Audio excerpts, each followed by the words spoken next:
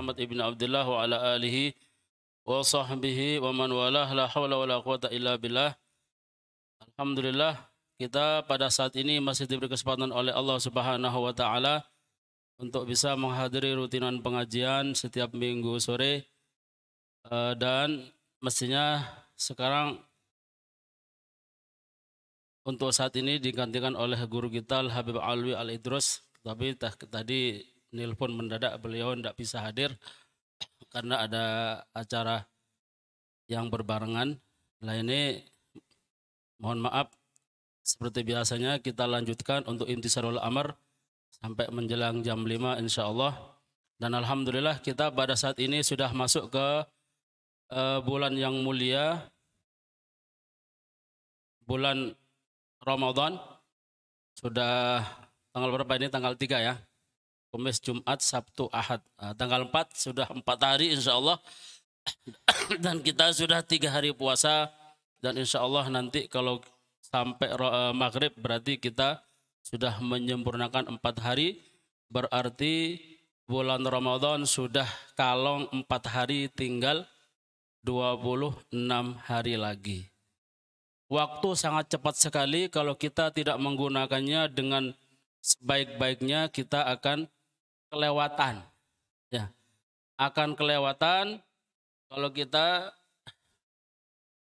kelewatan akan bulan Ramadan ini, waktu-waktu Ramadan kita kelewatan, maka kita akan merugi. Takutnya nanti kita masuk ke dalam hadis yang telah masyhur diriwayatkan oleh salah satu sahabat ketika Nabi naik mimbar, Nabi mengatakan amin. Salah satunya di amin tersebut mengatakan, Jibril mengatakan, ya Rasulullah, barang siapa yang masuk ke dalam Ramadan, suman salah kaminhu, kemudian keluar dari Ramadan, falam yukfarlah, kemudian dia belum diampuni. Kenapa kok tidak diampuni? Karena dia tidak menggunakan Ramadan ini dengan sebaik-baiknya. Tidak menggunakan kesempatan Ramadan dengan sebaik-baiknya, sehingga amal-amal yang mestinya harus dimantapkan di Ramadan dia lewatkan. Dia lewatkan. Mungkin tarawihnya kurang sempurna, ya, mungkin puasanya, atau mungkin yang lain-lainnya. Dan mengingat sekali lagi, waktu sangat cepat sekali, ini sudah 4 hari kita lewatkan, tinggal 26. Kalau sudah tanggal 10, berarti kurang 20 hari. Tanggal 20 berarti kurang 10 hari likuran. Kalau sudah likuran berarti sudah hari raya. Ya. Kalau sudah likuran, sudah hari raya. Tanggal 21 teman-teman sudah pulang, ini sudah hari raya dulu. Ya. Yang lainnya ini belum hari raya, sudah hari raya dulu. Ya, alhamdulillah kalau di pondok, masya Allah, subhanallah. Ya. Witirnya jam 2 malam. Lengkap. Terus tarawihnya jus-jusan. Di pondok tapi ya. Tapi entah kalau keluar minimal ya, walaupun tidak sesempurna di pondok, tapi jangan dibuang begitu saja. Terutama ketika di likuran ini kan waktu-waktu mulia.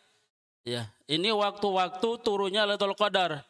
Nabi bahkan siang malam Nabi istiqomah jarang keluar dari masjid.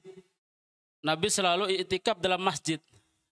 Bahkan Nabi mengatakan, taharra Lailatul Qadar fil ashril awakhir min Ramadan. Carilah Lailatul Qadar itu di malam-malam terakhir ketika di bulan Ramadan.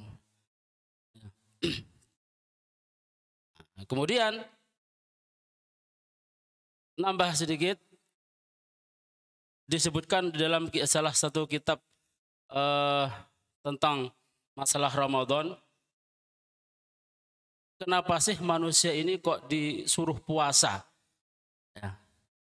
Kok bukan yang lainnya? Dan ternyata syariat puasa ini bukan hanya untuk kita umat Nabi Muhammad SAW, tapi ternyata juga umat-umat terdahulu juga disyariatkan untuk berpuasa. Dan bahkan semua agama sebenarnya ada puasanya sebenarnya. Semua agama itu ada puasa. Ya, karena dimungkinkan agama-agama itu adalah sebenarnya mereka agama kemungkinan agama yang mungkin dari Allah mungkin. Cuma karena sudah dihapus kemudian diganti sehingga tidak kepake, kemungkinan seperti itu. Yang jelas kebanyakan mesti agama mesti ada puasanya. Umat-umat terdahulu juga berpuasa, Yahudi, Nasrani berpuasa. Makanya di Al-Quran sebutkan apa? Ya ayyuhalladzina amanu kutiba alaikumusiyam kama kutiba alal ladzina min qablikum la'allakum tattaqun. Wahai orang beriman, diwajibkan atas kalian berpuasa sebagaimana Allah wajibkan juga kepada orang-orang yang terdahulu. La'allakum tattaqun, pasti kalian akan menjadi orang yang bertakwa. Ini juga salah satu hikmah, ya, hikmah puasa ini banyak. Ya. Ada beberapa hikmah, di antaranya adalah untuk supaya menambahkan liziyadat taqwa, azyadah fit taqwa, untuk menambah ketakwaan. Janji Allah Subhanahu wa taala kalau orang itu berpuasa, puasanya karena Allah, genah ibarat seperti itu, maka tanpa disengaja ini jiwa ini sudah menjadi takwa sendiri.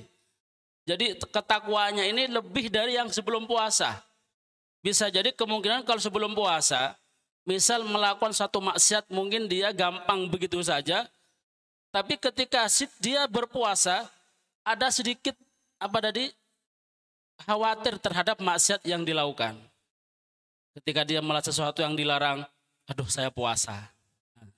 Jadi puasa ini juga ibarat bisa menahan diri dari hal-hal yang dilarang oleh Allah. Ibarat akan bertambah takwa dengan sendirinya kalau orang berpuasa. Mau berbuat sesuatu, saya puasa. Yang biasa ngamplengan misalnya, mau ngampleng ya nggak jadi, ya Allah puasa saya. Jadi dengan puasa ini dia tambah bisa menambahkan ketakwaan kepada Allah. Makanya di sini di dalam Al-Quran la'allakum tattaqun, la'allakum ini kalau kita buka kamus, ya ada di bahasa Arab itu la'allakum, itu kalau bahasa Indonesianya la'alla biasanya apa? Agar. Ya. Jadi bukan kepastian, agar. Jadi masih mudah-mudahan. Cuman kalau di Al-Quran nggak ada kata-kata mudah-mudahan untuk la'alla. La'alla ini kalau di Al-Quran itu artinya pasti. Makanya la'allakum tattaqun bukan agar kalian menjadi orang bertakwa, enggak. La'allakum tattaqun pasti kalian jadi orang bertakwa. Begitu. Ya. Jadi pokok berpuasa karena Allah Ta'ala, maka pasti jadi orang yang bertakwa, pasti sudah. Walaupun enggak sempurna mungkin, tapi tetap ada tambahan takwa. Az-ziyadah fit taqwa ini salah satu hikmah tasyri'us shaum, disyariatkannya puasa. Ya, supaya kita ini bisa bertambah takwa. Makanya ada juga di hadis lain tentang masalah perkawinan ya gitu. Barang siapa yang mampu kalian untuk kawin maka kawinlah. Kemudian kalau tidak bisa ya fa'alaikum bisom, kalau kalian tidak bisa maka kalian hendaklah tahan ini dengan puasa. Fa'innahu lahu wija. Maka dengan puasa ini bisa menahan. Karena ini jadi tujuan puasa ini adalah disyariatkannya puasa untuk supaya menambahkan ketakwaan kepada si hamba. Yang kedua, salah satu hikmah tasyri'us shaum disyariatkannya puasa adalah madrasah. Ya, madrasatus shaum. Latihan. Madrasatus sabar gitu ya. Latihan untuk bersabar. Latihan untuk bersabar. Nah, sabar apa ini? Sabar melaksanakan perintah Allah walaupun ini sebenarnya sesuatu yang mubah. Ya, sabar. Sabar melaksanakan perintahnya Allah. Sabar menahan diri dari lapar. Sabar tidak makan kecuali di waktunya. Ya. Kalau tidak puasa kan makan seenaknya saja. Mau makan jam 12 siang oke, ya. Mau makan jam 3. Tapi kalau puasa tidak boleh. Kalau puasa makannya harus sebelum imsak, kemudian nanti baru makan lagi ketika sudah maghrib. Ini latihan. Ya. Latihan untuk ibarat jiwa ini Allah membuat jiwa kita ini sebenarnya harus ada aturan, tidak boleh terserah semuanya kita. Mau berbuat sesuatu, tidak boleh sekarapan kita. Jadi harus ada aturan-aturannya, ada manajemennya gitu. Ya. Walaupun ini sesuatu yang bersifat kebiasaan. Salah satu misalkan tidur. Ini tidur ini juga ada waktu-waktunya, enggak bisa kita setiap saat tidur, enggak, ada waktunya. Makanya nanti tidur itu ada tidur siang namanya qailulah sebentar. Ya, nanti tidur lagi kapan? Juga makan misalkan ya makan. Makan juga ada aturannya. Enggak bisa makan. Ini bahkan makan, kalau salah satu makan ya, makan ini kalau tidak diatur bakal jadi penyakit. Bahkan jadi penyakit yang mematikan. Apa itu di dalam syair itu? Salah satu muhlikatun lil anami wa da'iyatus sahihi ila saqab. Ada 3 perkara yang salah satu muhlikatul lil anam. Ada 3 perkara yang dapat menghancurkan manusia. Dapat membunuh. Dan bahkan juga dapat menyebabkan sakit. Badan yang sehat dapat menyebabkan sakit penyakit. 3 perkara ini. Apa itu? Mudminu khamrin wa dawamu but'i. Yang ketiga, wa idkhalut ta'am ala ta'ami. Yang ketiga ini katanya memasukkan makanan di atas makanan. Jadi sudah makan, makan lagi, makan lagi, makan lagi. Makanya orang banyak makannya mesti orang yang mesti suatu saat bakal banyak penyakitnya. Selain banyak salahnya, banyak penyakitnya. Ya. Barang siapa yang banyak makannya, maka mesti banyak salahnya. Ya. Gitu. Makanya diatur. Nah, di dalam puasa ini diatur. Makanya puasa ini namanya bulan madrasah. Ya, jadi latihan, belajar untuk untuk menata jiwa kita ini supaya sehat. Ya, supaya sehat. Bukan berarti kita tidak makan, enggak, cuma diatur. Tidak makan terus, cuma ada makan, ada waktunya. Apakah makan itu harus 3 kali? 3 kali tidak juga. Ya enggak juga. Yang makan 3 kali ini sebenarnya aturan manusia dan kebiasaan. Ada juga di satu daerah makannya cuma 2 kali. Ya. Ada juga di pondok, ada di sebagian pondok itu cuma makan 2 kali. Ya, tetap sehat mereka. Ya. Mungkin bisa 1 kali, yang lainnya makanan-makanan ringan. Bahkan kita pernah mendengar cerita dulu dari salah satu guru kita di sini, pengajar, Allahumarhamuhu, sudah meninggal, Ustadz Munir. Beliau ini salah satu muridnya Habib Zain bin Smith. Ketika Habib Zain bin Smith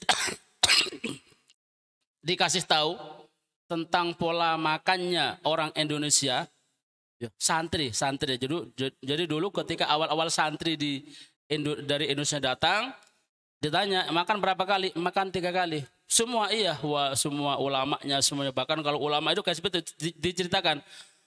Ulama ini biasanya kalau nanti undangan makan. Beliau ini langsung tercengang. Apa nih? Seakan. Orang gini nih katanya mesti yang banyak penyakitnya. Ya. Jadi heran. Kenapa? Karena di adanya beliau di pondoknya Habib Zain bin Smith makan 1 kali tok siang. Ya, kalau di sini kan 3 kali kan ya, pagi, siang, malam. Di sana itu 1 kali makan siang. Ya, jadi dohor baru makan nasi.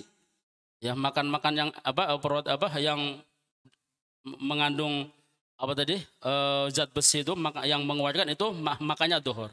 Loh, terus paginya makan apa? Enggak makan, tetap makan. Makan ringan, ya. Susu mungkin sama roti. Nanti malam gitu juga, susu sama roti.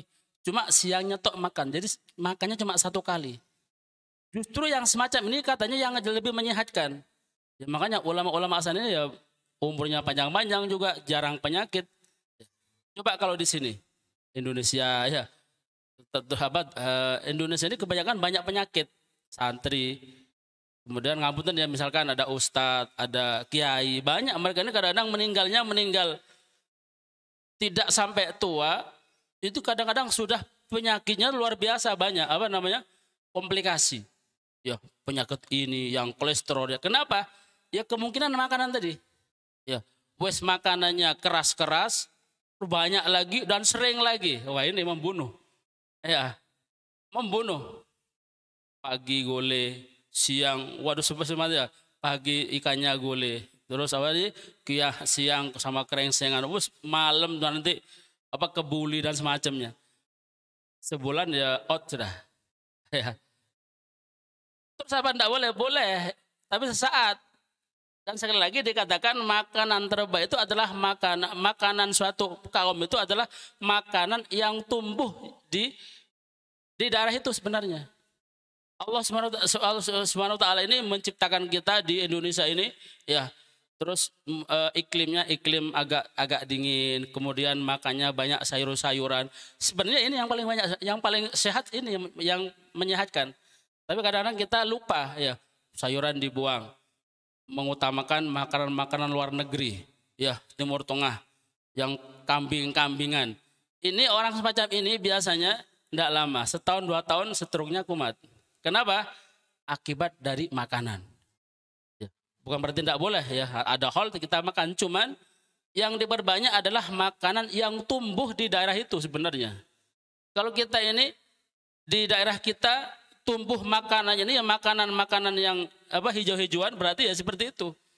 Ya, bukan berarti kita sapi enggak ya. Ya itu makanannya sayur-sayuran. Memang kondisinya kita ini dingin. Kalau sana orang Timur Tengah makanannya kambing, ya sate dan semacamnya. Memang mereka iklimnya panas. Jadi sesuai dengan makanannya.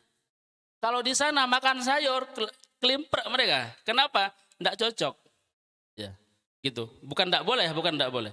Tapi sekali lagi ini makanan ini bukan kalau keterlaluan sangat membahayakan. Tadi yang seperti disebutkan dalam syair, 3 perkara yang dapat menyebabkan orang ini menjadi tumbuhnya penyakit dan bahkan bisa membunuhnya. Ya, apa tadi? Pecandu khamr, orang yang banyak bersetubuh berarti ya. Yang ketiga, memasukkan makanan di atas makanan. Ibarat makanya wis mangan meneh. Mangan meneh, makan lagi. Ini dapat menjadikan lumbung penyakit. Makanya sekali lagi di dalam Islam ada syariatus shaum, syariat puasa, salah satunya adalah ini untuk latihan. Ya, juga untuk mencegah datangnya penyakit itu mempersedikit makan. Makanya kata Nabi SAW, sumu tasihu, berpuasalah maka kalian akan sehat. Ya. Jadi orang kalau banyak penyakit sebenarnya obatnya ini ya banyak puasa sebenarnya. Banyak puasa. Ya, tapi puasa yang genah, ada sahurnya, ada makannya, ada bukanya, sahur dengan normal, buka dengan normal, insya Allah menyehatkan. Ya, karena ini sudah Nabi yang mengatakan, sumu tasihu, berpuasalah kalian, maka kalian akan menjadi sehat.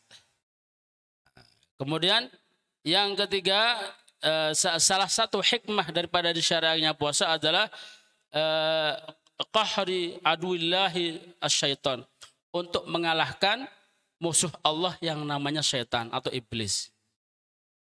Iblis atau syaitan ini ya, masuk ke dalam jiwa kita, kemudian masuk ke dalam nafsu kita. Ya. Jadi yang diperangi ada yang dirasuki adalah nafsu, hawa nafsu kita yang ada di dalam jiwa kita. Lah, orang kalau mengikuti hawa nafsunya, syahwat, nafsu, orang kalau mengikuti nafsunya, ya, nafsunya enggak diatur, nafsunya enggak diawasi, maka orang ini nanti akan terjebak di dalam kesesatan, terjebak di dalam bahaya, akan menjauhkan dari rahmat Allah Subhanahu wa taala. Walaupun nafsu ya, nafsu ini apakah jelek, apakah bagus? Nafsu ini tergantung. Ya. Nafsu yang ada di jiwa kita ini, semua orang punya nafsu. Kemudian nafsu ini juga bisa menjadi baik, bisa menjadi jelek. Ya. Nafsu bisa menjadi baik, bisa menjadi jelek. Makanya kan ada nafsu mutmainnah, ya kan ya? Ada nafsu ammarah, kan? Ada nafsu mutmainnah. Nafsu mutmainnah ini nafsu yang sudah tenang, nafsu yang sudah tunduk kepada Allah Subhanahu wa taala. Yang belum tunduk namanya nafsu ammarah bisu. nafsu yang kerap mengikuti hal-hal yang jelek, mengikuti hal-hal yang dilarang oleh Allah Subhanahu wa taala, itu namanya nafsu ammarah. Ammarah ini nanti kalau sudah dilatih, maka nanti menjadi nafsu mutmainnah. Makanya di Quran, ya ayuhan nafsul mutmainnah irji'i ila rabbiki radiyatan mardiyah. Jadi di jiwa kita ada nafsu. Dan nafsu ini bukan nafsu ini adalah makhluk yang untuk menguji kita.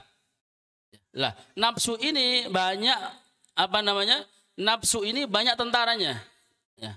Dalam salah satu syarahnya alim kitab Risatul Jami'ah disebutkan nafsu ini tentaranya ada 10. Ya, di antaranya adalah syahwat. Di antaranya adalah syahwat. Syahwat apa ini? Semua syahwat. Syahwat makan, mungkin ada syahwat orang ingin nikah, syahwat ingin ini, syahwat atau keinginan-keinginan. Ini adalah salah satu tentaranya nafsu. Lah, keinginan-keinginan ini kalau tidak diatur, kalau tidak dilatih, kalau tidak diarahkan, maka akan terjerumus kepada hal-hal yang dilarang oleh Allah Subhanahu wa taala. Salah satu orang ingin makan. Makan boleh, tidak apa-apa. Ingin makan itu suatu hal yang normal karena ini adalah ini nafsu, ya kan? Semua orang mesti punya. Lah, kalau tidak diarahkan, maka nanti nafsu makan ini bisa mengarah kepada hal yang jelek. Makan kebanyakan, makan nggak diatur. Tadi tuh jadinya nanti penyakit. Ya. Nafsu pingin nikah. Kalau nggak diarahkan bisa zina, bisa begini, bisa begitu, bisa begitu. Makanya diarahkan. Ya, jadi tazkiyatun nafsi ya, untuk membersihkan untuk mengalahkan, memerangi musuh Allah yang namanya iblis dengan cara kita untuk memelihara ini apa yang dimasuki oleh apa yang dirasuki oleh setan atau iblis tadi. Siapa? Nafsu. Makanya nafsu diarahkan ketika puasa.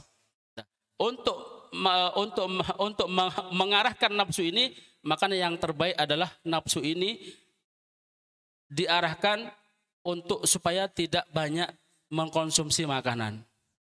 Karena nafsu ini salah satu kelemahan nafsu ini ya, nafsu itu bisa menjadi lemah, bisa menjadi tunduk kalau nafsu ini tidak dikasih makan.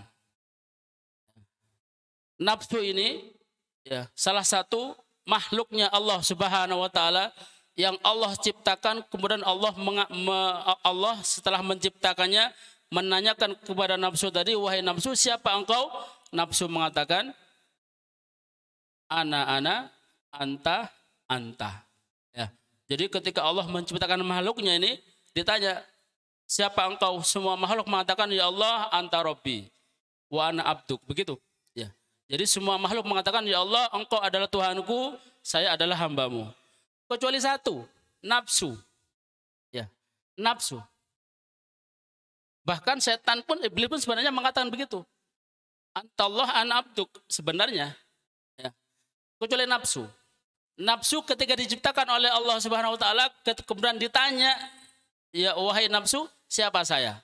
Man ana, wa man anta. Nafsu mengatakan, anta, ana. Gitu ya. Engkau wahai Allah, saya. Mau apa? Ini. Jadi ini sifatnya nafsu. Jadi nafsu ini Jadi nafsu ini adalah makhluk yang suka membangkang. Makanya kalau kita ini nurutin nafsu, mesti kita membangkang. Ya. Sok, gitu ya. Jadi nafsu itu sombong.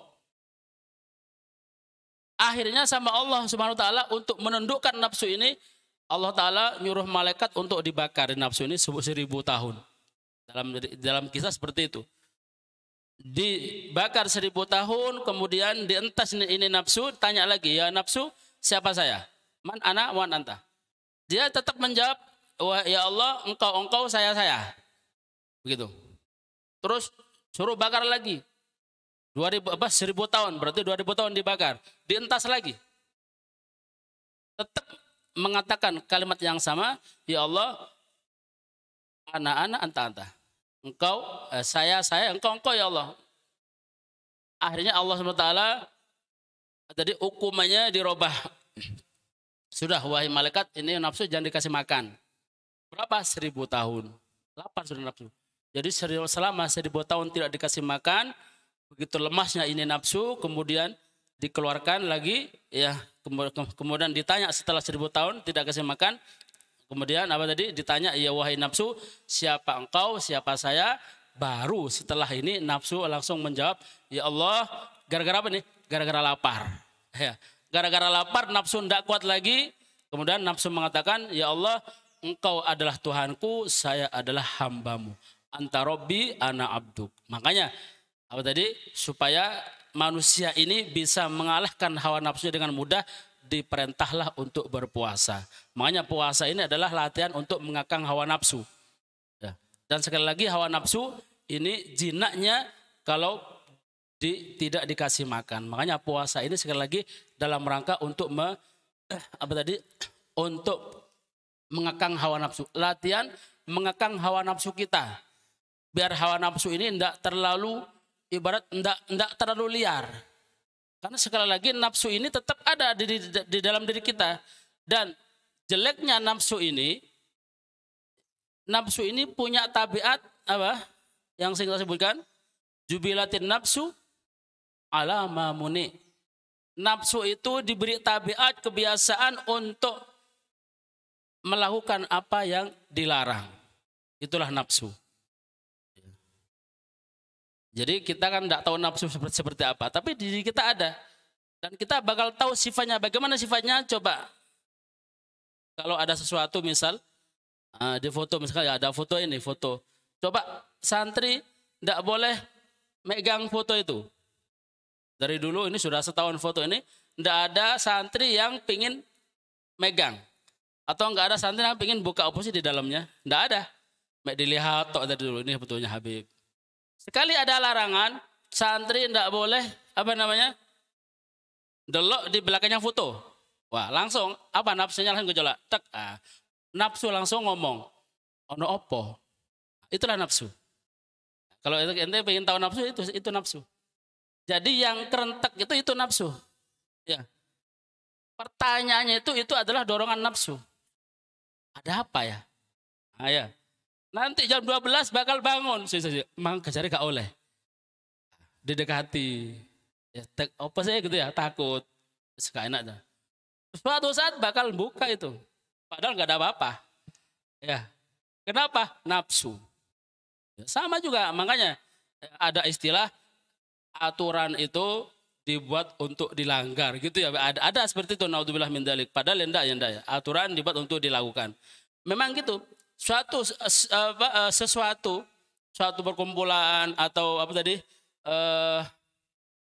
ketika ada aturan pondok atau di mana-mana tempat ya, entah ini pondok entah ini apalah, pokoknya semua setiap perkumpulan, setiap ada sesuatu, ketika belum ada aturan maka biasanya santai-santai aja. Tapi ketika sudah ada aturan, mesti ada pelanggaran, pasti udah. Dulu ya, ini cerita sedikit mungkin. Dulu ketika awal pondok sini belum ada aturan. Belum ada aturan, kurang lebih mungkin berjalan 5 bulanan. 5 bulanan cuma 5 orang. Misal kita berbuat sesuatu nggak ada yang tahu. Karena nggak ada aturannya, nggak digembok, 5 orang. Ini 5 orang ini nggak ada yang ngawasi. Ya, terus pokoknya hidup jadi gitu. Ini pertama awal. Sebelum ada aturan, tidak boleh gini, tetap nggak ada. Wah subhanallah, karena nggak ada aturan, sehingga nafsu itu nggak ada. Ya, yang namanya takut tetap takut, tidak boleh. Padahal nggak ada larangan pulang, tidak boleh pulang, nggak ada yang mau pulang, nggak ada yang mau ini. Pokoknya semua ini ibarat takut dengan sendirinya. Barulah ketika sudah ada yang datang mendapatkan diri, baru ada aturan. Dicatatlah aturan, ada pelaturan. Tidak boleh gini, tidak boleh gini. Aturan sedikit, tidak banyak, sedikit. Cuma berapa ya? Sedikit aja. Cuma berapa orang gitu. Ada aturan, berapa bulan lagi langsung ada pelanggaran. Ada yang ngelanggar pelaturan ini. Kenapa? Ya memang seperti itu. Padahal sebelumnya 5 bulan itu, 5 orang ini nggak ada. Ya. Sampai, maaf ya, rambutan itu sampai jatuh banyak. Ya. Bukan gantung, sampai jatuh-jatuh. Nggak ada satupun yang berani ngambil. Kalau tidak ada titah dari usaha dulu. Berserakan loh ya. Terus merah-merah, Tinggal buka, nggak ada yang tahu. Satu pun tidak ada yang ngambil. Ya dibiarkan saja. Ya, dibiarkan nanti di kelompok nombor ya terserah. Baru kalau ada yang petugas dari Tanjung, oh ambil lo makan, baru makan. Kenapa?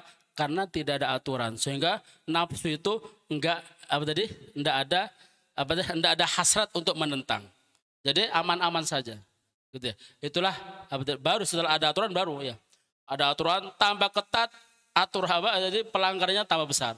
Tambah ketat, tambah luar biasa. Tambah enggak boleh gini, tambah kenapa? Ibarat tampar gitu ibarat karet. Kalau tambah ditarik meletasnya tambah besar, tambah jauh. Tapi kalau nggak ditarik ya tetap begitu aja. Itu nafsu. Jadi nafsu itu diciptakan oleh Allah jubilat ala mamuni diberi tabiat untuk melanggar. Makanya sekali lagi salah satu diperintahkannya puasa ini adalah latihan untuk mengekang hawa nafsu. Insya Allah kita kalau sering-sering puasa, insya Allah hawa nafsu ini akan bisa diatasi, akan bisa dikekang insya Allah. Lah ini mungkin sedikit yang dapat kami sampaikan. Insya Allah minggu depan ini Ahad Pon mungkin haflah insya Allah. Setelah Ahad Pon itu insya Allah seperti biasa nanti menjelang kemungkinan Habib sudah datang nanti insya Allah mungkin penutupannya bersama guru kita Al-Habib Asadullah bin Abdul Salih bin Ahmad Idrus. Indah sedikit yang dapat kami sampaikan. Mohon maafnya. Assalamualaikum warahmatullahi wabarakatuh. Al-Fatihah. Biniyah anallah bi jami' hajatina ya hasal maqasidana wa ya'tina ma sa'alana min khairin dunya wal akhirah wa inna Allah yahab ma wahaba li salihin wa inna Allah yaj'al niyatana fi aslam salihin wa ala niyati ma habibina wa syafi شيخنا مر بروحنا الحبيب المثالي من أحمد العدوس على هذه النية وكل نية صالحة من الدنيا والآخرة إلى حضر النبي صلى الله عليه وسلم. الفاتحة. بسم الله الرحمن الرحيم. الحمد لله رب العالمين الرحمن الرحيم مالك يوم الدين إياك نعبد وإياك نستعين لا شريك لك صراط الذين أنعمت عليهم غير اللهم بحق الفاتحة سر الفاتحة وبحق من نعوذ سورة الفاتحة فرج الهم كاشف الغم تقبل مقاصدنا ودعانا وصلاتنا بجاه نبي محمد حبيبنا شفيعنا وصلى الله على سيدنا محمد وآله وسلم والحمد لله رب العالمين آمين. اللهم صل على محمد